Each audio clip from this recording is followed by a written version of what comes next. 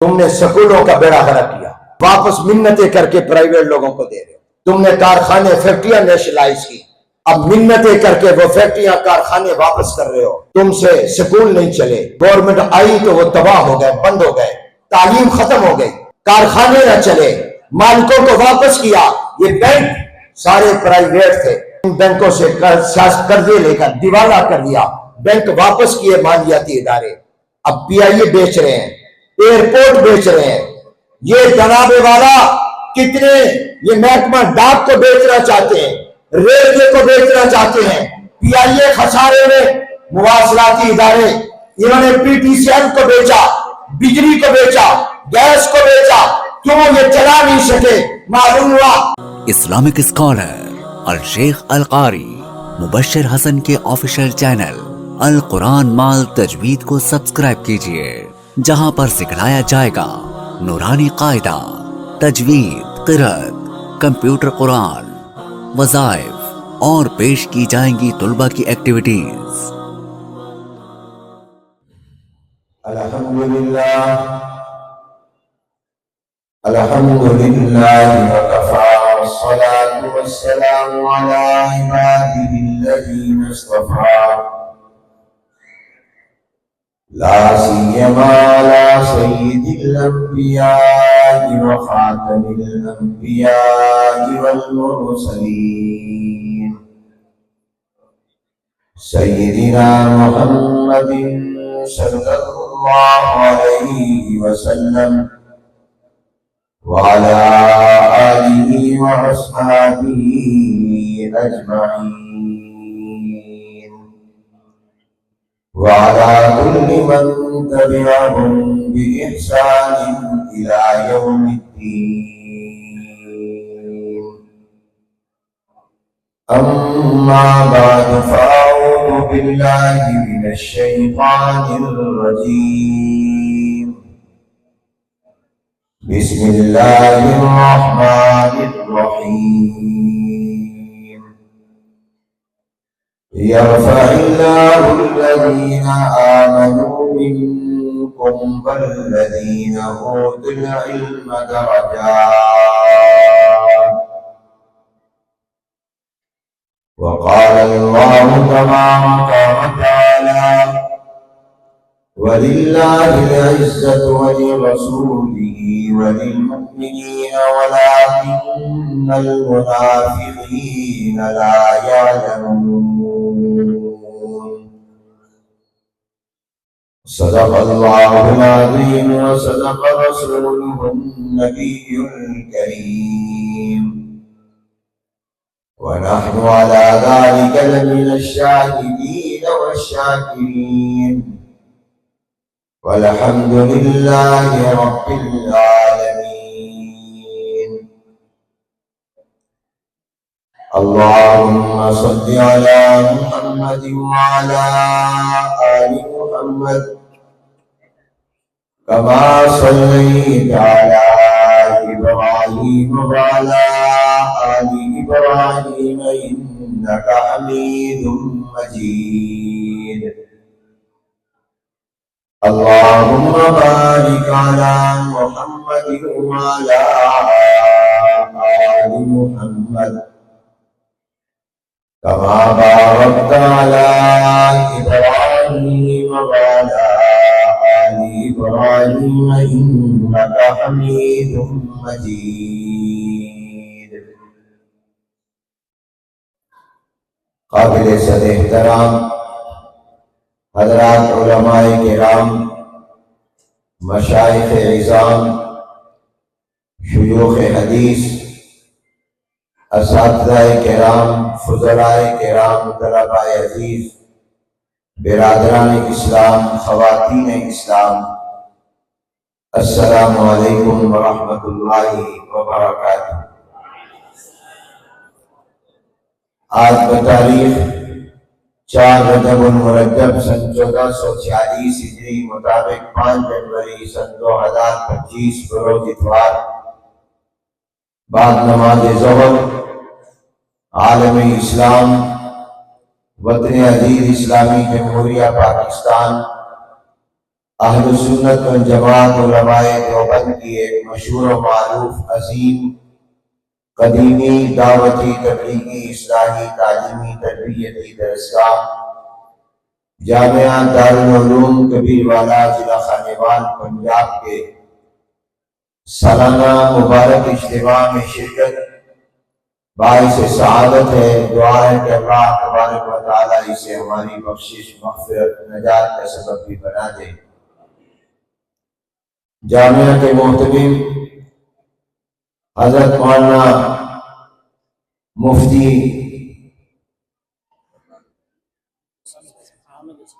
میں آپ سے کہلوانا چاہ رہا تھا، پتہ آپ کو یاد رہے نا؟ یاد تو ہے نہیں۔ حضرت مولانا مفتی حامد حسن صاحب دامت برکاتہ العالیہ، نائب محتمم عزیز مکرم حضرت مولانا محمد اویس ارشاد صاحب اور اساتذہ کرام کا مجلس شورا اور مجلس انتظامیہ کا شکر گزار ہوں، جنہوں نے آج کے اس مبارک اجتماع میں شرکت کی دعوت دے کر اس سعادت میں شریک کیا۔ وقت مختصر ہے، میرے بعد بہت سے علماء کے بیانات ہونے ہیں، اس لیے اختصار کے ساتھ اس نمائندہ اجتماع میں چند باتیں عرض کرنا چاہ رہا ہوں۔ مجھ سے پہلے حضرت مولانا محمد ارشاد صاحب، مفتی ارشاد صاحب دامت برکاتہ العالیہ، آپ فضلاء کرام کو خاص طور پر نصیحتیں فرما رہے تھے۔ بڑے لوگوں کا کام تو نصیحت کرنا ہے اور برابر کے لوگ مشورہ دیا کرتے ہیں اور چھوٹے لوگ درخواست کیا کرتے ہیں۔ میں چونکہ آپ سب سے چھوٹا ہوں، اس لیے میں خاص طور پر اس تقریب کے جو دلہ ہیں وہ یہ فضلاء کرام ہیں جو عرفی اعتبار سے اپنا علمی سفر مکمل کر کے آخری سبق پڑھ کر پھر سالانہ امتحان دے کر اس ادارے سے رخصت ہو رہے ہیں۔ جو بات مولانا نے فرمائی میں اسی کو بڑھاتے ہوئے عرض کروں گا کہ اپنا آئندہ زندگی میں جو بھی کام کرنا، تجارت کرنا چاہتے ہو تجارت کرنا، کوئی اور کام کرنا چاہتے ہو وہ کرنا، لیکن جو علم دین حاصل کیا ہے اس سے اپنا رشتہ نہ توڑنا نہ کمزور کرنا۔ بھلے ایک سبق پڑھانا، 2 سبق پڑھانا یا بلا تنخواہ پڑھانا، مگر مدرسے کے ساتھ اور اس علم دین کے ساتھ اپنے تعلق کو باقی رکھنا۔ اس بات پر نظر نہ کرنا کہ مجھے بڑے سبق ملے۔ شیخ الحدیث استاد العلماء حضرت مولانا سلیم اللہ خان صاحب رحمۃ اللہ علیہ فرمایا کرتے تھے کہ اگر اللہ کی رضا کے لیے اخلاص کے ساتھ نورانی قاعدہ پڑھانے کا موقع مل جائے اور کسی مدرسے میں ناظرہ اور قرآن پڑھنے والے بچوں کو الف با تا صاف پڑھاؤ، نورانی قاعدہ پڑھاؤ بشرطے کہ اخلاص کے ساتھ ہو، تو اس پر اللہ وہی اجر و ثواب عطا کرے گا جو اخلاص کے ساتھ بخاری شریف پڑھانے پر اللہ عطا فرمائے۔ جو ثواب بخاری پڑھانے پر ملے گا وہی ثواب نورانی قاعدہ پڑھانے پر مل جائے گا بشرطے کہ اللہ کی رضا کے لیے۔ اور اگر بخاری بھی ریاکاری دکھلاوے اور شہرت کے لیے اور اپنا علم جتانے کے لیے پڑھائے گا، اللہ کی رضا مقصود نہیں ہوگی، تو پھر نورانی قاعدہ اخلاص سے پڑھانے والے کا ثواب بخاری پڑھانے والے سے بھی بن جائے گا۔ وہ قبول ہو جائے گا، یہ قبول نہیں ہوگا۔ اس لیے اصل چیز اخلاص ہے۔ اور بخاری کے آخری سبق میں امام بخاری نے پہلا سبق یاد دلایا ہے کہ تمہارے نیکیاں وزنی تب ہوں گی، تمہارے نیک اعمال میں عبادتوں میں ثقل تب آئے گا، ویلیو تب ہوگی جب وہ اللہ کی رضا کے لیے ہوگا۔ دوسری بات آپ فضلاء سے درخواست کے درجے میں یہ ہے کہ اگر اب تک کسی اللہ والے سے تعلق قائم نہیں کیا، اس نے ہاتھ میں ہاتھ نہیں دیا، تو سب سے پہلا یہ کام کرو، جدھر طبیعت کا میدان ہو، جس اللہ والے کی دل میں عظمت اور عقیدت ہو، اس کے ہاتھ میں ہاتھ دو، اپنے آپ کو اس کے حوالے کرو۔ اللہ نے تمہیں علوم ظاہرہ عطا کیے ہیں، اب علوم باطنہ کی طرف بھی توجہ کرو۔ طریقت، تصوف، احسان و سلوک کوئی الگ چیز نہیں ہے، بلکہ شریعت کے بہت سے احکام کا تعلق ظاہری اعمال سے ہے اور بہت سے احکام کا تعلق باطنی اعمال سے ہے۔ ظاہری اعمال میں نماز ہے، روزہ ہے، زکوٰۃ ہے، حج ہے، حلال ہے، حرام ہے، جائز ہے، ناجائز ہے، فرض ہے، واجب ہے، مستحب ہے۔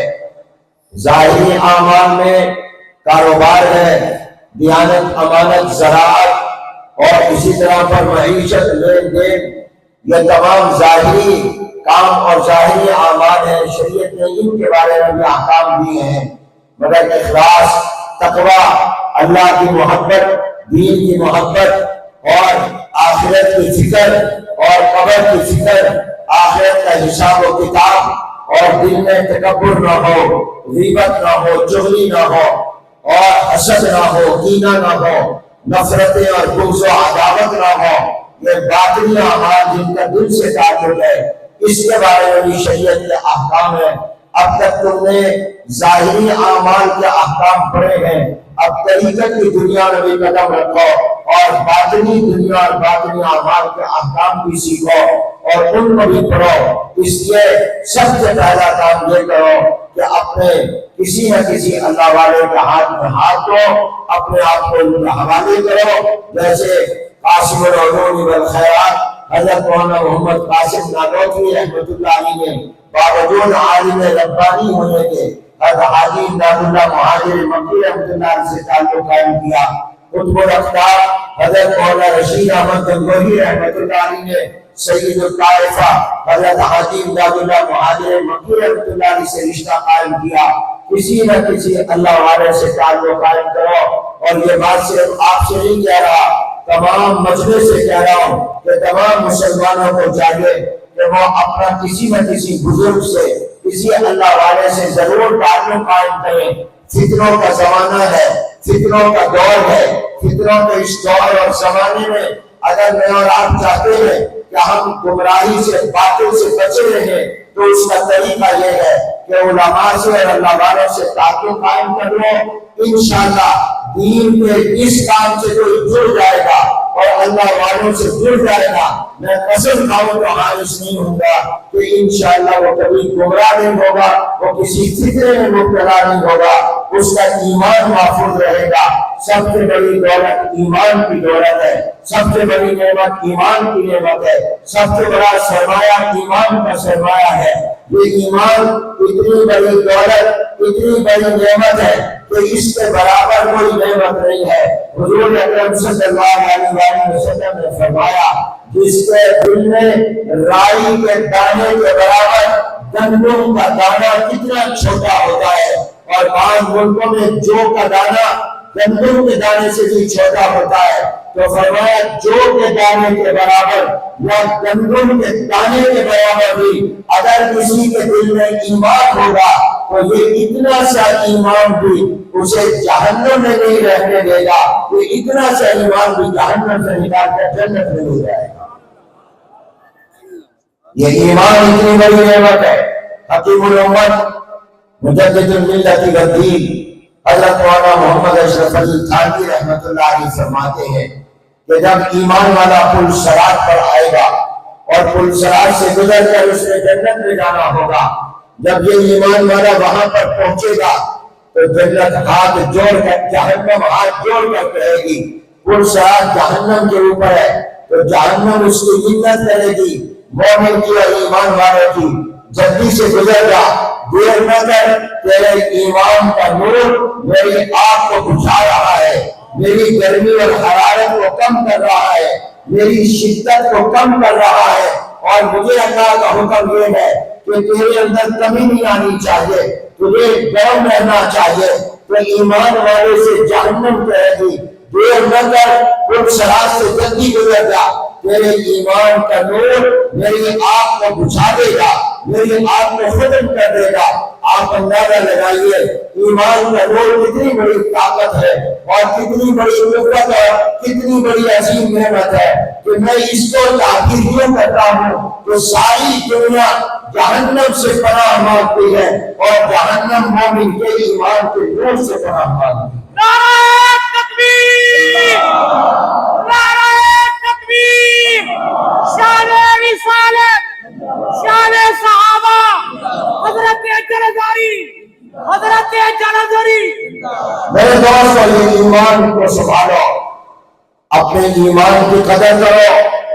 آج ہمیں ایمان کی قدر اس لیے نہیں کہ ہمیں ایمان کی دولت مفت میں مل گئی، بغیر مشقت اور محنت کے مل گئی۔ ہم نے اس کے لیے مار نہیں کھائی، ہم نے اس کے لیے کوئی تگودو نہیں کی۔ ہم مسلمان گھرانے میں پیدا ہوئے، ہمارے ماں باپ مسلمان، ہمیں وراثت میں ایمان مل گیا، اور وراثت میں ملی ہوئی چیز کی قدر نہیں ہوتی۔ اگر ایمان کی قدر پوچھنی ہے تو بلال حبشی سے پوچھو، جنہوں نے تپتی زمین پر پتھر کھا کر بھی احد احد کہا ہے۔ اگر ایمان کی قدر پوچھنی ہے تو سلمان فارسی رضی اللہ تعالیٰ عنہ سے پوچھو۔ 250 سال، 300 سال یا 350 سال کی لمبی عمر اللہ نے ان کو عطا کی ہے۔ یہ کہاں کہاں گئے ایمان کی تلاش میں، کیا مشقتیں اٹھائیں اور غلام بھی بنے، کیا مارے کھائی، یہودی مالک سے مارے کھائی، اور پھر ان کو جا کر ایمان کی دولت ملی۔ میں پوچھتا سلمان، تمہارے والد کا نام کیا ہے، تمہارے فادر کا نام کیا ہے، تمہارے ابا جی کا نام کیا ہے؟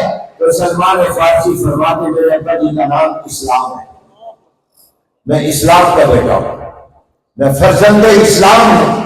اگر ایمان کی قدر پوچھنی ہے تو صہیب رومی سے پوچھو، اگر ایمان کی قدر پوچھنی ہے تو صحابہ سے پوچھو۔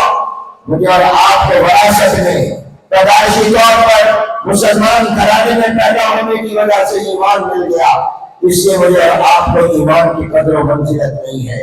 آج سب سے زیادہ خطرہ اس ایمان کے لیے ہے، ڈاکو موجود ہیں جو آپ کے ایمان پر ڈاکہ ڈالنا چاہتے ہیں، مرزائیت کی شکل میں، گمراہ باطل فرقوں کی شکل میں، اور آج مغربیت کی جو افکار و نظریات ہیں وہ آپ کو اسلام سے دور کرنا چاہتے ہیں۔ آج دنیا میں سب سے بڑا چیلنج مسلمانوں کے لیے مغربیت کا چیلنج ہے۔ ایک زمانہ تھا جب عیسائیت چیلنج تھی، جب یہودیت چیلنج تھی، اب یہ مذہب ختم ہو چکے ہیں، اب یہ قومیں بن گئی ہیں، عیسائی قوم، یہودی قوم ہے۔ اب تمہارے لیے چیلنج مغربیت ہے، جو کبھی انسانی حقوق کے نام پر اور کبھی آزادی کے نام پر اور کبھی جمہوریت کے نام پر اس طرح کے قوانین آپ کو ملکوں میں بنانا چاہتے ہیں جس سے آپ کا ایمان بھی محفوظ نہ رہے، آپ کا اسلام بھی محفوظ نہ رہے۔ یہاں پر وہ ہم جنس پرستی بنانا چاہتے ہیں، وہ چاہتے ہیں کہ مسلمان ملکوں میں بھی مرد مرد کے ساتھ شادی کرے، عورت عورت کے ساتھ شادی کرے، وہ چاہتے ہیں مسلمان ملکوں کے اندر بھی بغیر شادی کے جنسی تعلقات قائم کیے جائے اور شہادت پر مبنی معاشرے اور سوسائٹیاں قائم کی جائے، انسانی حقوق کا دائرہ لگا کر اس کو دین سے دور کر دیا جائے، اس کو بتایا جائے میرا جسم میری مرضی، میرے اوپر اللہ کی مرضی نہیں چلے گی۔ جب کوئی یہ کہتا ہے مرد ہو یا عورت ہو میرا جسم میری مرضی، اس لفظ کے اندر بڑا اس نے اپنے اللہ کا انکار کر دیا، یہ ایمان کا انکار ہے، یہ کفر تک پہنچا دیتا ہے۔ آج ایسے تعبیرات اور ایسے علماء ہیں جو میرے اور آپ کے ایمان کے لیے خطرہ ہے، اس لیے میں آپ سے کہتا ہوں علماء سے رشتہ جوڑو، مدارس سے رشتہ جوڑو، رب محمد کی قسم، رب کعبہ کی قسم، اگر تم مدرسوں کے ساتھ اپنے تعلق کو مضبوط کرو گے، اگر تم علماء حق کے ساتھ وابستہ رہو گے، انشاءاللہ دنیا کی کوئی طاقت تمہارے ایمان کو نہیں چھین سکے گی اور تمہیں دین سے دور نہیں کر سکے گی۔ یہ بات جوش میں نہیں کہہ رہا، ہوش میں کہہ رہا ہوں، دنیا دیکھنے کے بعد کہہ رہا ہوں۔ میں جن جن ملکوں میں گیا ہوں وہاں کے مسلمانوں کے انہی کے ایمان بچے اور ان کی اولادوں کے ایمان بچے جنہوں نے کسی نہ کسی مسجد، مدرسے اور عالم کے ساتھ اپنا تعلق قائم کیا، جن کا کسی مسجد سے، مدرسے سے، عالم سے تعلق نہیں ہے، وہ ایمان سے چلے گئے۔ اپنے آپ کو علماء سے جوڑو۔ حدیث میں آتا ہے، حضور اکرم صلی اللہ علیہ وآلہ وسلم نے فرمایا، الشیطان ذئب الانسان، شیطان انسان کا بھیڑیا ہے۔ شیطان انسان کے لیے بھیڑیا ہے، اور بھیڑیا کی عادت ہے کہ وہ اس بکری پر حملہ کرتا ہے، اس کے ٹکڑے ٹکڑے کرتا ہے جو بکری بکریوں سے الگ ہوتی ہے، جو ریوڑ سے الگ ہوتی ہے، جو بکری بکریوں کے اندر ہو، ریوڑ میں ہو، اس پر بھیڑیا حملہ کرنے کی جرات نہیں کرتا۔ شیطان بھی اس مسلمان اور مومن پر حملہ کرتا ہے جو علماء سے الگ ہے۔ شیطان بھی اسی کو گمراہ کرتا ہے کہ اہل حق سے الگ ہو۔ اس لیے میں تمام درمیان میں بات آ گئی، تمام مدرسوں سے کہتا ہوں، وفاق کے ساتھ جڑے رہو۔ وفاق المدارس تمہارا ریوڑ ہے، اس ریوڑ سے الگ نہ ہو، ورنہ کسی اور کے ایجنڈے کا حصہ بن جاؤ گے۔ اور مسلمانوں سے کہتا ہوں، علماء سے تعلق قائم کرو، اللہ والوں سے تعلق قائم کرو، اور آپ فضلاء سے کہتا ہوں کہ کسی نہ کسی اللہ والے سے تعلق قائم کرو، اور اس میں دیر مت کرو، جتنا جلد ہو سکے اس کو سپرد کرو۔ تم نے جو کچھ پڑھا ہے وہ شریعت کے ان احکام کو پڑھا ہے جن کا تعلق اعمال ظاہرہ کے ساتھ ہے، وہ بھی پڑھے ہیں جن کا تعلق اعمال باطنہ کے ساتھ ہے، مگر اب دونوں پر عمل کرنے کی مشق کرو۔ یاد رکھو یہ علم مقصود نہیں ہے، عمل مقصود ہے۔ سب سے بڑی دولت ایمان۔ اب کوئی پوچھے ایمان کے بعد کون سی بڑی نعمت؟ ایمان کے بعد سب سے بڑی نعمت دین کے علم کی نعمت۔ سب سے پہلی دولت، سارا مجمع کہے، جو بولے اللہ ان کو مکہ مدینہ دکھا دے۔ سب سے بڑی دولت ایمان، اور ایمان کے بعد سب سے بڑی نعمت اور دولت دین کا علم، قرآن و حدیث کا علم۔ کیوں؟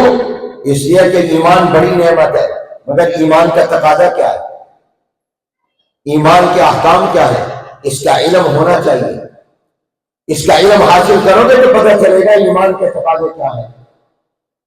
اس کا علم حاصل کرو گے تو پتہ چلے گا ایمان کا احکام کیا ہے۔ نماز وہی پڑھ سکتا ہے جس کو نماز کے احکام کا علم ہو۔ جیسے نماز کے لیے وضو شرط ہے، وضو کے بغیر نماز نہیں ہوتی، وضو کے بغیر، طہارت کے بغیر نماز نہیں ہوتی۔ اسی طرح ایمان کے تقاضوں پر عمل بغیر علم کے نہیں ہو سکتا۔ نماز وضو کے بغیر نہیں، اور ایمان کی حفاظت اور ایمان کے تقاضوں پر عمل ایمان اور دین کے علم کے بغیر نہیں۔ اس لیے اس علم کو حاصل کرو، اور علم اصل ہے ہی دین کا علم، حقیقی علم دین کا علم ہے۔ اس لیے اللہ نے دونوں کو ملا کر ذکر کیا۔ بسم اللہ الرحمن الرحیم، یرفع اللہ الذین آمنوا منکم والذین اوتوا العلم درجات۔ پہلے ایمان کا ذکر کیا، پھر ساتھ ہی اللہ نے علم کا ذکر کیا۔ معلومات ایمان کے بعد سب سے بڑی چیز جو دین کا علم ہے، اور دین کا علم آپ کو مدرسہ دیتا ہے۔ ایمان کے تقاضوں پر عمل بغیر اس کے ہو نہیں سکتا، اور اصل مقصود یہ علم نہیں، علم سے مقصود عمل ہے، کیونکہ عمل بغیر علم کے ہو نہیں سکتا، اس لیے پڑھایا گیا ہے، ورنہ اصل مقصود عمل ہے۔ اس سے امام بخاری نے یہ نہیں کہا کہ قیامت میں علم تولا جائے گا، بلکہ یہ کہا جائے، یہ نہیں فرمایا عمل تولا جائے گا۔ یہ نہیں فرمایا کہ تمہارے علم کو تولا جائے گا، بلکہ فرمایا عمل کو تولا جائے گا۔ تو اصل مقصود عمل ہے، لہذا اپنی عملی زندگی میں آؤ، اور دین کا علم یہ اصل علم ہے، یہ آپ کو مدرسہ دیتا ہے۔ اب حکومت کیا چاہتی ہے؟ ہم کیا چاہتے ہیں؟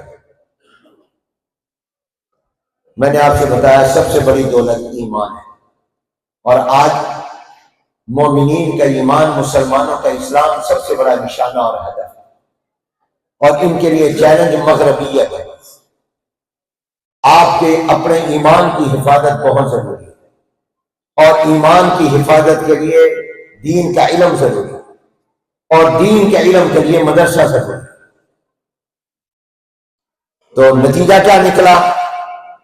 نتیجہ یہ نکلا کہ دین کا مدرسہ ایمان کے لیے ضروری ہے، اور ہر ایک پر دلائل ہے۔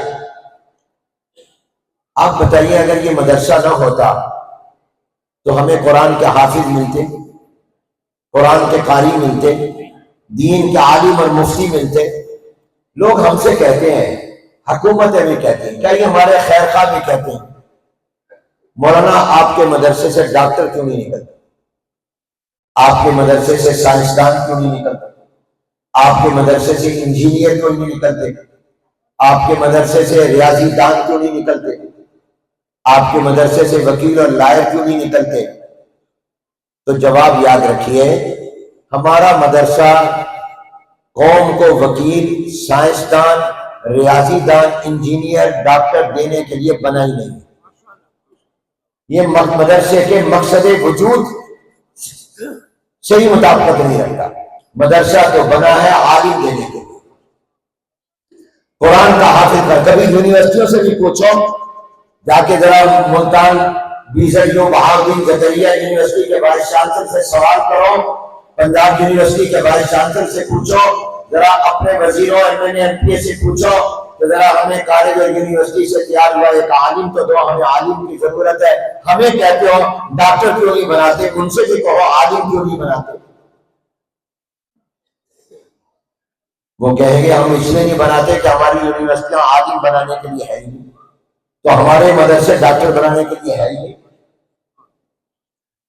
ہر ایک کا کام ہوتا ہے۔ آپ گئے فیکٹری میں، کارخانے میں، وہ فیکٹری اور کارخانہ جو ہے وہ جناب والا ٹیکسٹائل مل ہے، کپڑا بناتا ہے۔ آپ اس سے یہ کہیں گے جوتا کیوں نہیں بناتا؟ وہ کہے گا میں نے فیکٹری بنائی کپڑا بنانے کے لیے، میں نے جوتا بنانے کے لیے بنائی نہیں۔ آپ کہیں گے تو عجیب آدمی ہے، مجھے کپڑا تو دیتا ہے، جوتے کیوں نہیں دیتا؟ ہمارا کام ہی نہیں ہے ڈاکٹر بنانا۔ اگر میڈیکل کالج سے یہ مطالبہ نہیں ہو سکتا کہ تم وکیل کیوں نہیں بنا رہے، اور لا کالج سے ڈاکٹر کا مطالبہ نہیں ہوتا، تو مدرسے سے ڈاکٹر کا اور سائنسدان کا مطالبہ کیوں ہوتا ہے؟ ہم نے تو قرآن کا حافظ اور قاری اور دین کا عالم آپ کو دینا ہے، اور وہ بتاؤ ہم دے رہے ہیں کہ نہیں دے رہے؟ جو اس مدرسے نے اس سال قرآن کے حافظ دیے ہیں وہ کھڑے ہو جائیں۔ نعرہ تکبیر! نعرہ تکبیر! نعرہ تکبیر! ادھر سے ادھر مجمع کی جائے۔ نعرہ تکبیر! مدارس دینیہ، وفاق المدارس العربیہ پاکستان، دارالعلوم کبیر والا، قائد وفاق المدارس حضرت مولانا محمد علی جلندری، نعرہ تکبیر! ہم نے آپ کو حافظ دینے کا وعدہ کیا تھا، اسی نام پر چندہ لیا تھا، بتاؤ دیا کہ نہیں دیا؟ وعدہ پورا کیا کہ نہیں کیا؟ ہم نے ڈاکٹر بنانا ہی نہیں۔ یہ ہمارے مدرسوں کی توہین ہے اگر مدرسے کو کہا جائے کہ تم ہمیں انجینئر بھی دو، ڈاکٹر بھی دو۔ یہ گورنمنٹ کا کام ہے، یہ ان پرائیویٹ لوگوں کا کام ہے جو اسلام پر فیصد نہیں ہے۔ ہمارے مدرسے تو الحمدللہ یہاں ایسے عالم اور قاری اور حافظ دیتے ہیں، ان کو قرآن اور دین کا علم پڑھنے کے لیے باہر نہیں جانا پڑتا، اور گورنمنٹ جو ہم سے ٹیکس لیتی ہے وہ انجینئر اور ڈاکٹر بھی ایسے نہیں دیتے جو پاکستان میں ہی پڑھ کر اعتماد ہو جائے، اس کو برطانیہ امریکہ جانا پڑتا ہے۔ بیٹھ جاؤ، ہم نے آپ سے کہا تھا آپ کو مولوی دیں گے، کھڑے ہو جاؤ، چہرہ ادھر کر لو۔ دینی مدارس زندہ باد! دینی مدارس زندہ باد! دینی مدارس، نعرہ تکبیر! बैठ जाओ भाई। जरूरत माशाअल्लाह। नारे तकबीर। हमने जो वादा किया उसको पूरा किया कि नहीं किया बताओ? हमने जो आपसे कहा उसके ऊपर पूरा उतरे कि नहीं उतरे? दारुल कबीर वाला के मुफ्ती हामिद हसन साहब ने कभी कहा था कि मुझे उशर दो, चंदा दो, मैं तुम्हें डॉक्टर दूंगा? वो उनकी जिम्मेदारी है जिन्होंने टैक्स हमसे लिए हैं। वो उन्होंने ऐसे डॉक्टर नहीं दिए जिस डॉक्टर पर पाकिस्तान की आवाम एतमाद करे, उसको डॉक्टर बनने के लिए बाहर जाना पड़ता है। लेकिन हम ऐसे मौलवी देते हैं जिसको मौलवी बनने के लिए बाहर नहीं जाना पड़ता। ऐसे हाफिज और कारी देते हैं जिसका ऐसा कुरान सही याद होता है कि उसे कुरान का हाफिज कारी बनने के लिए बाहर नहीं जाना पड़ता। बाहर के लोग यहां आते हैं। यहां वाले हमारे मदरसों वाले बाहर नहीं जाते, वहां वाले यहां आते हैं। हुक्मरानों ने मुल्क को भिखारी बनाया, तालीम के मैदान में भी भिखारी बनाया, और मौलवी ने ऐसी तालीम दी है कि उसने भिखारी नहीं बनाया बल्कि औरों को पाकिस्तान का भिखारी बनाया। वो हमसे मौलवी मांगते हैं। नारे तकबीर, नारे तकबीर। हज़रत मौला कारी मोहम्मद हनीफ जलादारी, हज़रत मौला कारी मोहम्मद हनीफ जलादारी। वो हमसे हाफिज और कारी मांगते हैं। मैं उर्दून गया, मुसलमान मुल्क है, अरब मुल्क है।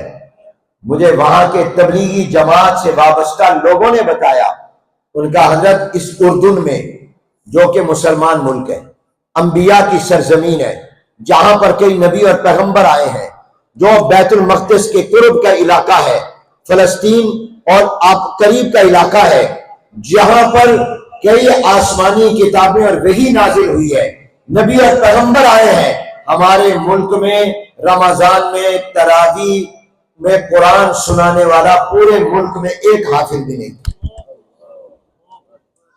अरब मुल्क, मुसलमान मुल्क, सरजमीन अंबिया, सरजमीन वही इलाही, मस्जिद अक्सा के करीब का इलाका। कहा हमारी मस्जिदों में सूरतों में तरावी होती थी, रमजान में आखिरी पारे की चंद सूरतें पढ़कर तरावी पढ़ते थे। कोई एक हाफिज भी नहीं था जो पूरा कुरान तरावी में सुनाए। हमने अपने बच्चे आपके मदरसों में पाकिस्तान भेजे, वहां से हाफिज बनकर आए। अब एक दो नहीं, उर्दू की कई मस्जिदों में पूरा कुरान तरावी में सुनाने वाले हाफिज मौजूद हैं। हमारा ये काम है। गवर्नमेंट क्या चाहती है? मुझे 45 साल हो गए मुख्तलिफ हुकूमतों से मदारिस के मामलात पर बातचीत करते हुए, 50 साल होने वाले हैं, और दारुल में ये खत्म बुखारी 53वां है। 45 साल मुझे मदारिस का मुकदमा अकाबिर के साय में लड़ते हुए हो गए। लोग मुझसे पूछते हैं मौलाना विफाक वाले मदरसों वाले क्या चाहते हैं, हुकूमतें क्या चाहती हैं? तो मैं 2 लफ्जों में उसका जवाब हर जगह बता रहा हूं। हुकूमतें चाहती हैं मदरसा स्कूल बन जाए, और हम चाहते हैं स्कूल मदरसा बन जाए। ये हमारा मौक़िफ़। 66 मरतबा इन्होंने मुझे 53 कहा। अच्छा हुआ आपने तस्दीक कर दिया हजरत जी। अच्छा चले 66 में। तो बहरहाल मैं ये अर्ज कर रहा था, हुकूमत क्या चाहती है? मदरसे कहो, मदरसे स्कूल बन जाए, यहाँ अंग्रेजी पढ़ाओ, रियाजी पढ़ाओ, यहाँ पर मुताला पाकिस्तान पढ़ाओ। हम कहते हैं हम पढ़ाएंगे अपनी जरूरत, दीन की जरूरत है, हम पढ़ाएंगे मैट्रिक तक, बुनियादी तालीम देंगे। पढ़ा भी रहे, विफाक ने लाजमी किया। क्यों भाई, तुमने मुतवस्सिता में अंग्रेजी पढ़ी है कि नहीं पढ़ी? 8वीं में तमाम किताबें पढ़ी हैं, साइंस भी पढ़ी है, रियाजी भी पढ़ी है, मैट्रिक तक अब हम लाजमी कर रहे हैं। हमारी जरूरत है। लेकिन हमारा मदरसा रहेगा तो बेहतर है। ये मदरसा, वो कहते हैं यहाँ MA तक, BA तक, इंटरमीडिएट तक सब ये मजमून पढ़ाओ, अंग्रेजी पढ़ाओ, रियाजी पढ़ाओ, सब कुछ पढ़ाओ। दीनी तालीम कम कर दो, ये तालीम ज्यादा कर दो स्कूल की। आप बताओ हम गवर्नमेंट की बात मान लें? जो कहते हैं ना माने वो हाथ खड़ा करें। नारे तकबीर, नारे तकबीर।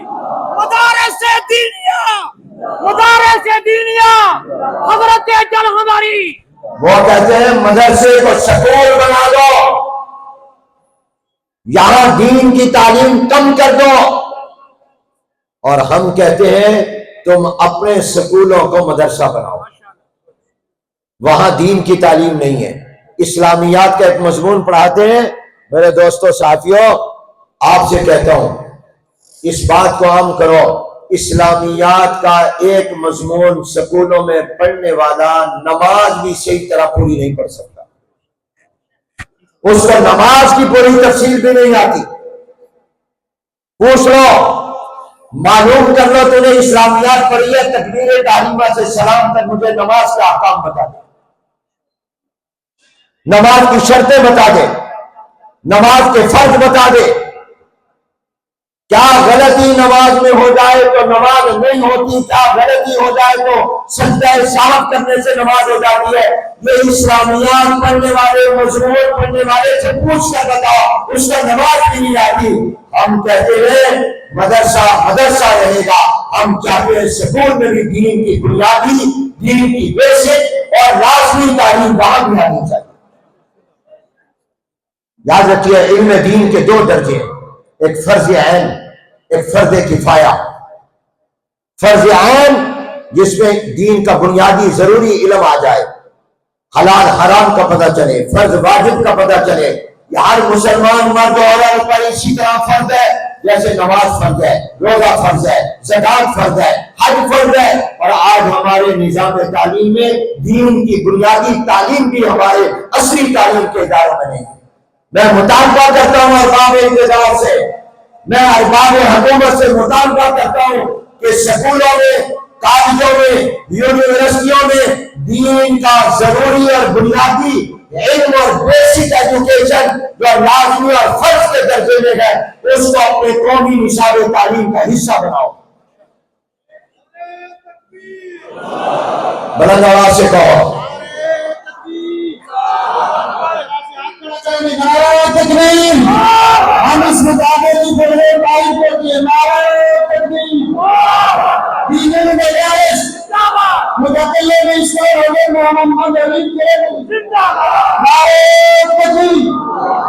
حضور علیہ السلام نے فرمایا طلب العلم فریضۃ علی کل مسلم، حدیث مسلمین تک ہے، آگے مسلمہ حدیث میں نہیں ہے، اگرچہ مفہوم میں مراد ہے، مسلمین میں مسلمہ بھی داخل ہے، مذکر مؤنث، مؤنث مذکر کے تابع، اقیم الصلاۃ الزکاۃ کتب علیکم الصیام میں جیسے داخل ہے۔ اب یہ جو فرمایا حضور نے کہ ہر مسلمان مرد پر، اور مراد عورت بھی ہے، اس پر علم فرض ہے، اس علم سے مراد کون سا علم ہے؟ کیا زراعت کا علم، صنعت کا علم، کپڑے کا علم، کارخانے فیکٹری کا علم؟ کیونکہ یہ علم تو ہر مسلمان، یہ تو ہر انسان پر ضروری ہے۔ حضور نے آگے یہ نہیں کہا علی کل انسانی، کھیتی باڑی کیسے کرنی ہے، کارخانہ کیسے، جوتے کیسے بنانے، کپڑا کیسے بنانا، یہ علم تو کافر بھی حاصل کرے گا، کیونکہ روٹی کپڑا مکان جیسے مسلمان کی ضرورت ہے، غیر مسلم کی بھی ضرورت ہے۔ روٹی کپڑا مکان کا ضروری علم حاصل کرنا یہ ہر انسان کے لیے ہے۔ حضور کہہ رہے ہیں ہر مسلمان پر، تو ظاہر ہے اس سے مراد وہی علم ہوگا جو مسلمان کے لیے فرض ہے، اور وہ علم کون سا ہوگا؟ وہ دین کا علم ہوگا۔ لفظ مسلم قرینہ ہے کہ یہاں دین کا علم مراد ہے، اس کو حضور فرض کہہ رہے ہیں، جیسے نماز فرض، روزہ فرض، زکات فرض، حج فرض۔ وہ کون سا ہے؟ یہ 16-17 سال کا علم، یہ فرض کفایہ ہے۔ مولوی بننا فرض نہیں ہے، دین کا ضروری علم فرض ہے۔ کیا ہماری حکومت نے قومی اور ملکی نصاب تعلیم میں دین کا فرض درجے کا جو علم ہے، جو لازمی اور ضروری علم ہے، اس کو نصاب میں شامل کیا ہے؟ نہیں کیا ہوا۔ میں مطالبہ کرتا ہوں دین کے فرض درجے کے علم کو قومی نصاب تعلیم میں شامل کیا جائے، بیسک ایجوکیشن کو شامل کیا جائے۔ اب یہ کیا کہتے ہیں، ہماری لڑائی کیا ہے، ہماری جدوجہد یہ ہے، یہ کہتے ہیں مدرسے کو سکول بنا دو، ہم کہتے ہیں، بولو آپ کیا کہتے ہیں، مدرسوں کو سکول بنا دیں؟ اور بتاؤ سکولوں کو مدرسہ ہونا چاہیے کہ نہیں ہونا چاہیے؟ پھر ہم نے جو کہا تھا کہ مدرسے کی رجسٹریشن سوسائٹی ایکٹ کے تحت ہو، وفاقی وزارت تعلیم میں نہ ہو۔ فرق یاد رکھو، لوگ کہتے ہیں تعلیمی ادارہ ہے، وزارت تعلیم میں جائے، یہ کیوں سوسائٹی ایکٹ؟ وہاں تو کارخانے جاتے ہیں۔ نہیں، سوسائٹی ایکٹ یہ جو قانون ہے یہ پرائیویٹ اداروں کے لیے، اس سے ادارہ آزاد رہتا ہے، پرائیویٹ رہتا ہے، سرکاری نہیں بنتا، گورنمنٹ کا نہیں بنتا۔ اسی لیے اس قانون کے تحت صرف کارخانے رجسٹرڈ نہیں ہیں، جا کر پوچھو متعلقہ دفتر سے کہ تمہارے ساتھ کون سے ادارے رجسٹرڈ ہیں، وہ کہیں گے کارخانے بھی رجسٹرڈ ہیں، ہسپتال بھی رجسٹرڈ ہیں، سکول بھی رجسٹرڈ ہے، کئی فلاحی رفاہی تنظیمیں این جی او بھی رجسٹرڈ ہیں۔ یہ آزاد پرائیویٹ ادارے یہ اس قانون کے تحت رجسٹرڈ ہوتے ہیں، اور وزارت تعلیم میں جو رجسٹرڈ ہوگا آج نہیں تو کل اس کو گورنمنٹ اپنا بنا کر، اپنا حصہ بنا کر سرکار کنٹرول کر لے گی، اور آہستہ آہستہ ان کی آزادانہ حیثیت، ان کی پرائیویٹ حیثیت، ان کی خود مختاری، ان کی خودداری، ان کی حریت فکر و عمل ختم ہو جائے گی۔ وہ سرکار کا حصہ، وہ سرکاری ادارے بن جائے گے۔ ہم نے یہ جنگ لڑی ہے، قائد جمعیت حضرت مولانا فضل الرحمان، شیخ العربی العجم حضرت مولانا مفتی محمد تقی عثمانی دعوت برکاتہم، تنظیمہ کے مدارس اور آپ کے اس وکیل نے یہ جنگ لڑی ہے، اور آپ نے ساتھ دیا ہے کہ ہم اپنے مدرسے کو کبھی بھی سرکاری نہیں بننے دیں گے، اپنے مدرسے کو گورنمنٹ کے کنٹرول میں نہیں جانے دیں گے، اس مدرسے کو آزاد رکھیں گے تاکہ یہاں سے حافظ نکلے، قاری نکلے، دین کا عالم نکلے، حق بیان کرنے والا نکلے، یہاں سے ایسے علماء نکلے جو حکمرانوں کے ہاتھوں میں آنکھیں ڈال کرتے ہیں۔ یہ بات شریعت کے خلاف ہے، یہ قانون اسلام کے خلاف ہے، اس کافر کو ہم نہیں مانیں گے۔ ہم گنگے مولوی نہیں پیدا کرنا چاہتے، ہم گنگے شیطان پیدا نہیں کرنا چاہتے، ہم علماء حق پیدا کریں گے۔ ہم اپنے مدرسے کو دوسرے مسلمان ملکوں کے مدرسوں کی طرح یتیم خانے نہیں بنانا چاہتے، ہم مدرسے کو اسلام کا قلعہ، ہم یہ بات شریعت کے خلاف ہے، یہ قانون اسلام کے خلاف ہے، اس کافر کو ہم نہیں مانیں گے۔ ہم گنگے مولوی نہیں پیدا کرنا چاہتے، ہم گنگے شیطان پیدا نہیں کرنا چاہتے، ہم علماء حق پیدا کریں گے۔ ہم اپنے مدرسے کو دوسرے مسلمان ملکوں کے مدرسوں کی طرح یتیم خانے نہیں بنانا چاہتے، ہم مدرسے کو اسلام کا قلعہ، ہم مدرسے کو اسلام کی چھوٹی، ہم مدرسے کو اسلام کا مرکز رکھنا چاہتے ہیں۔ ہمارے عقائد میں یہ ہمارے حوالے کی ہے، وراثت ہمارے حوالے کی ہے، ہم کبھی بھی اس مدرسے کو حکومت کے کنٹرول میں نہیں دیں گے۔ نعرہ تکبیر! نعرہ تکبیر! برکت ملت اسلام دینی مدارس، دینی مدارس، وفاق المدارس عربیہ پاکستان، حضرت تقی عثمانی، حضرت مولانا حنیف جرادری، حضرت حنیف جرادری۔ اس لیے کہ ہم نے دیکھا آپ نے قائدین وفاق المدارس عربیہ پاکستان، آپ نے سکولوں کو کنٹرول میں لیا۔ بھٹو کے دور میں سکول نیشنلائز ہوئے، گورنمنٹ نے کہا ہم یہ تعلیمی ادارے سکول چلائیں گے، گورنمنٹ نے قبضہ کر لیا۔ دارالعلوم کبیر والا کے سکول پر بھی قبضہ ہوا، قاسم العلوم کے سکول پر بھی قبضہ ہوا، خیر المدارس کے سکول پر بھی قبضہ ہوا۔ اس سے ثابت ہوا مولوی عصری علوم کا مخالف نہیں ہے، ہوتا تو انہوں نے سکول کیوں بناتے؟ ہم نے سکول بنایا تھا، ریاضی پڑھاتے تھے، معاشرتی علوم پڑھاتے تھے، انگریزی پڑھاتے تھے، اردو پڑھاتے تھے، مطالعہ پاکستان پڑھاتے تھے۔ گورنمنٹ نے قبضہ کر لیا۔ خیر المدارس کا پرائمری سکول جس پر گورنمنٹ نے قبضہ کیا بھٹو کے دور میں 1973 میں قبضہ کیا، جس وقت ہمارے سکول پر قبضہ کیا خیر المدارس کے پرائمری سکول پر، اس قبضے والے سال میں وہاں 400 بچے بچیاں پڑھتے تھے، اور ملتان کا محکمہ تعلیم ہر سال سرٹیفکیٹ دیتا تھا کہ نمبر 1 پر خیر المدارس کا سکول ہے۔ جب گورنمنٹ نے قبضہ کیا آج وہاں پر 30 بچے پڑھتے ہیں، 30۔ جس سال قبضہ ہوا 400 بچے، میرے پاس ریکارڈ موجود ہے، اور آج وہاں 30 بچے پڑھتے، کوئی تعلیم نہیں۔ تم نے سکولوں کا بیڑا غرق کیا، واپس منتیں کر کے پرائیویٹ لوگوں کو دے رہے ہو۔ تم نے کارخانے فیکٹریاں نیشنلائز کی، اب منتیں کر کے وہ فیکٹریاں کارخانے واپس کر رہے ہو۔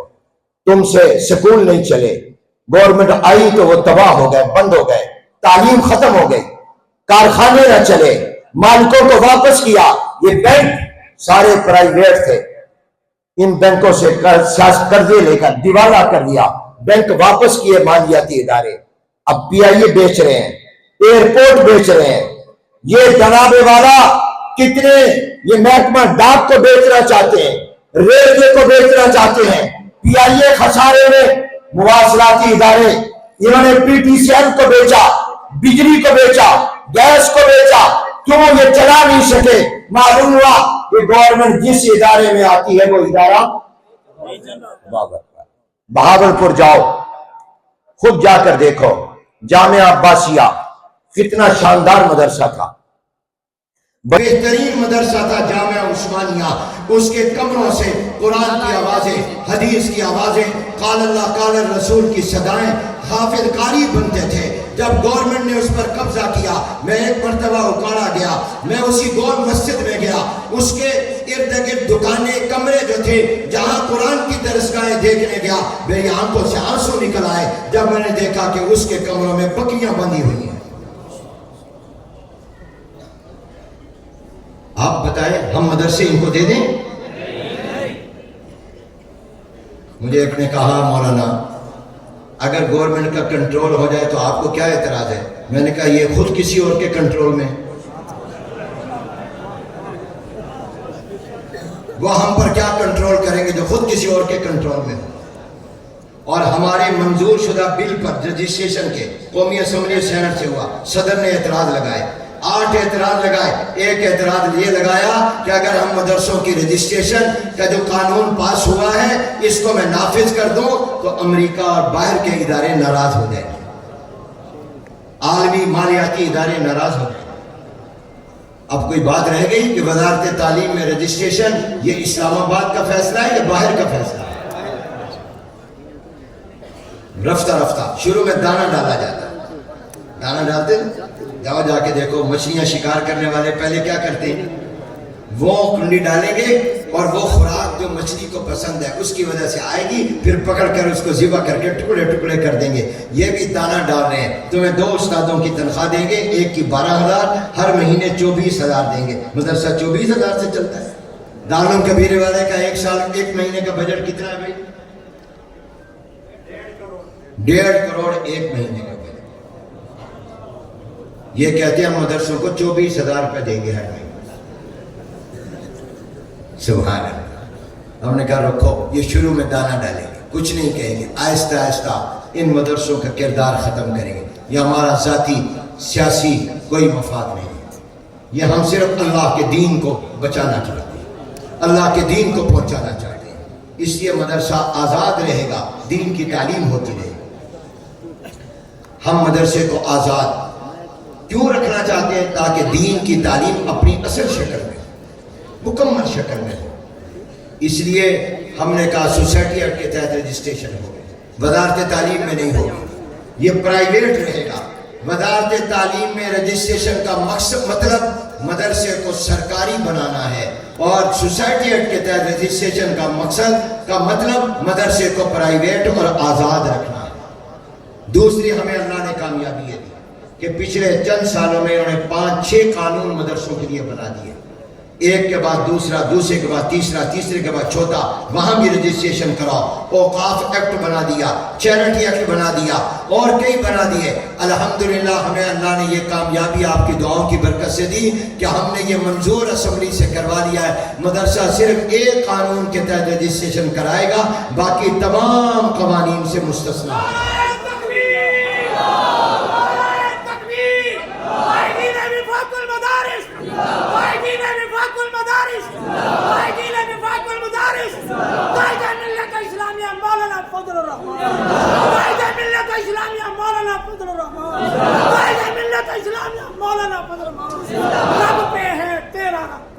मेरे दोस्तों, आखिरी बात मैंने अर्ज किया, ईमान अल्लाह की बहुत बड़ी नेमत। ईमान की हिफाजत करो। ईमान के बाद सबसे बड़ी नेमत दीन का इल्म है।